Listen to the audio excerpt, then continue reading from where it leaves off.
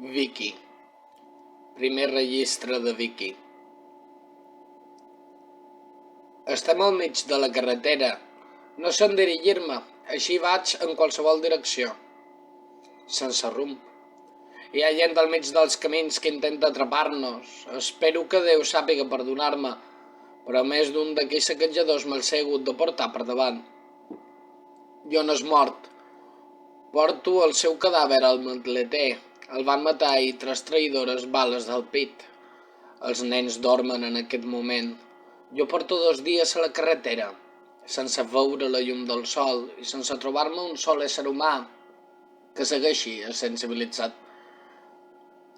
Necessito parlar amb algú. Totes les meves llàgrimes han de romandre dins meu. Els nens no em poden veure feble. L'únic senyal que la ràdio del cotxe sintonitza està controlada per un grup de brètols que celebren que ha arribat l'era dels forts. Un d'aquests indesitjables ha amenaçat una tal Vicky, una noia que es diu com jo. L'han amenaçat de violar-la i torturar-la. Deien: Vicky, prepara't, ara anirem per tu. Et penediràs d'haver-me denunciat. Ara no hi ha ningú que et protegirà. Vicky... El que és terrible del que deien no és que un esperit gregari i malèvol hagi esmentat el meu nom i jo pugui sentir-me identificada amb l'amenaça. El que és terrible és aquesta profunda veritat. No puc anar a la policia. Ni tan sols crec que en aquests moments un se pogués fiar de la policia. Em començo a quedar sense benzina. Totes les benzineres que he vist estan controlades per aquesta banda d'assassins i ni tan sols em plantejo acostumar-m'hi. Oh, Déu meu, ajuda'm. Segon registre de Vicky. Fa 2 dies que no dormim, o almenys crec que han passat 2 dies. Avui seria el dia que m'estaria ordenant i estaria preparant-me per exercir el ministeri sacerdotal. El bisbe a hores d'ara ja ha d'estar mort. Adeu a tot el meu esforç vocacional. Espantada per quedar-me sense benzina al mig de la carretera, vaig irrompre al mig d'una que vaig trobar quan ja estaven al límit. Em vaig personar disparant com una boia i atropellant alguns d'aquests cabrons. Vaig sortir corrents del cotxe i vaig començar a deixar que s'omplís el dipòsit. Vaig ordenar als nens que s'amaguessin sota els seients. Deu tractar-se d'un miracle que no hem sortit. Dono les gràcies a Jesús. Només unes 4 bales han deixat la seva marca al lateral del cotxe. Vaig sortir frenèticament d'allà i quan va haver passat una bona estona els vaig donar permís als nens perquè seguessin amb normalitat. Julian, el més petit, em pregunta per què està passant tot això. No sé què li he de respondre. Les benzineres semblen haver-se convertit en els oasis enmig del caos que gaudeixen aquests engendres.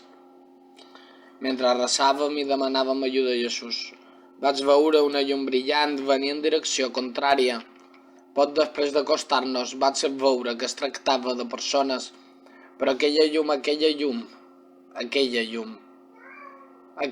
que trencava la foscor d'aquella nit que sembla interminable, n'emanava. Allò no era normal. Vaig ordenar als nens que tanquessin els ulls mentre resaven. Al cap de poc em vaig veure al mig de la carretera i conduint molt a poc entre una munió de persones que brillaven. Semblava com aquells zombis d'aquelles cutres pel·lícules de por dels 80, però brillaven. Era aterridor. Eren famílies senceres, grups de persones caminant sense rumb, i no s'entreveia a les seves cares cap reacció, cap a nosaltres ni cap a res. Per això dono gràcies a Déu. No sé què hauria fet. Aquella imatge se m'ha quedat enregistrada a l'ànima. Això deu ser l'infern. Tercer registre de Vicky. Al mig de la carretera, un noi jove, gairebé suplicant, em va fer aturar el cotxe. Vaig baixar, suplicant a Jesús que jo, per favor, no fos una trampa. El noi demanava ajuda per la seva mare, que tenia 3 bales al braç i necessitava ajuda immediata, perquè tot i no haver-lo donat en cap òrgan vital, ja havia perdut força sang. Així com vaig poder, vaig tapar les ferides. El noi no parlava gaire bé anglès, però semblava que sabia d'un lloc segur a unes muntanyes properes on podíem anar. Com que no hi havia manera que tots copéssim el cotxe amb les criatures i en l'afegit que la dona necessitava estar tombada i descansar, em vaig haver de desfer del cos d'en John al costat de la carretera, el que estava embolicat en llençols, i amb algunes que em quedaven vaig acomodar també com vaig poder el maleter perquè la dona estigués el més còmode possible, i la vam estirar al seu fill i ella.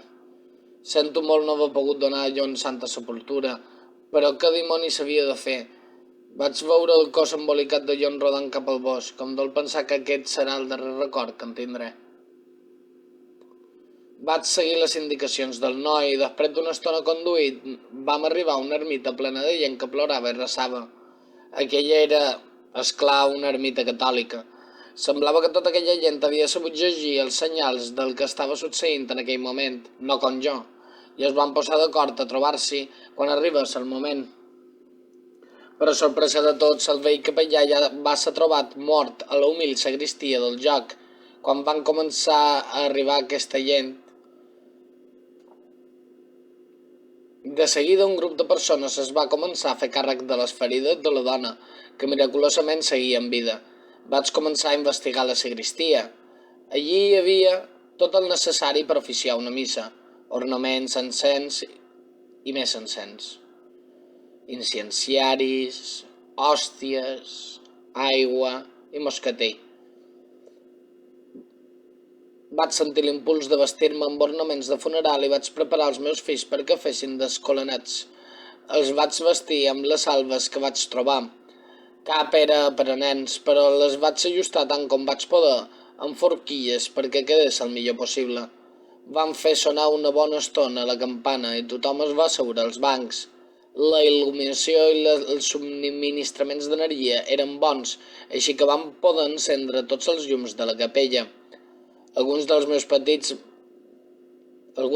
petits van encendre les espelmes de l'altar i aleshores sortim tots ordenadament i ens agenollem davant d'una figura de Jesucrist, representada a la fresca sobre l'absis. Em vaig situar després de l'altar i després d'assenyar-me, i sense fer res, que jo fos una dona, va començar sense complexos una missa. Tant era que els feligresos fossin catòlics, ortodoxos o luterans, i això el va convertir en una cosa bonica. Després dels ritus inicials es va iniciar la litúrgia de la paraula. No hi va haver cap conflicte. Es va alçar d'entre la munió una enigmàtica dona embolicada en un vell vestit vermell. Es va acostar al llibre i va llegir el primer capítol del Gènesi, sobre la creació del món. Allà hi havia moltes persones congregades i no tots parlaven la mateixa llengua, però tots semblaven entendre la dona, que també em semblava a mi, i que no parlava en anglès. No obstant, la vaig poder entendre perfectament. Un cop va haver acabat em vaig acostar a llegir el Nou Testament i vaig recitar de memòria, fent veure que llegia les benaurances. Un cop fet allò, va arribar el moment de l'Eucaristia. Els meus fills van preparar el calçar i l'hòstia i els vaig enviar que em portessin la bossa de plàstic plena d'hòsties que hi havia a la sagristia, i com si es tractés del diumenge de Pasqua em vaig decidir consagrar-les totes. El veritablement meravellós va passar després de consagrar-les. Vaig alçar el calce i llavors la llum natural del sol va envair tota la capella. Aquella nit que semblava que havia de ser eterna havia acabat. Jo sola em vaig disposar a donar la comunió a tota aquella gent, fent una cua immensa davant meu que semblava que no havia d'acabar mai. Banyava les hòsties consagrades al vi i l'anava donant a tots i cadascun dels provisionals feligresos. Un cop van haver consumit tots l'hòstia, els vaig fer donar la pau cap al final del ritu, cosa poc corrent, i tot seguit va finalitzar aquella missa. No sé si vaig fer bé oficiar aquella missa sense estar ordenada, però sento una enorme pau en haver-ho fet. Era el que aquella gent volia i necessitava. Tots sortim contents de la capella en veure el sol governar el firmament de matí. Poc després, tothom va començar a dispersar-se i així ho vam fer nosaltres. Em vaig portar amb mi un calce bona part de les hòsties, l'encensari i un parell de caixes d'encens, així com molts ornaments. i ho vaig ficar tot al maleter. Ara estem a la carretera, podem veure la llum del Senyor. Confio podré continuar oficiant en el futur. No sé on em dirigeixo, ni si sobreviurem, però tinc fe en Déu.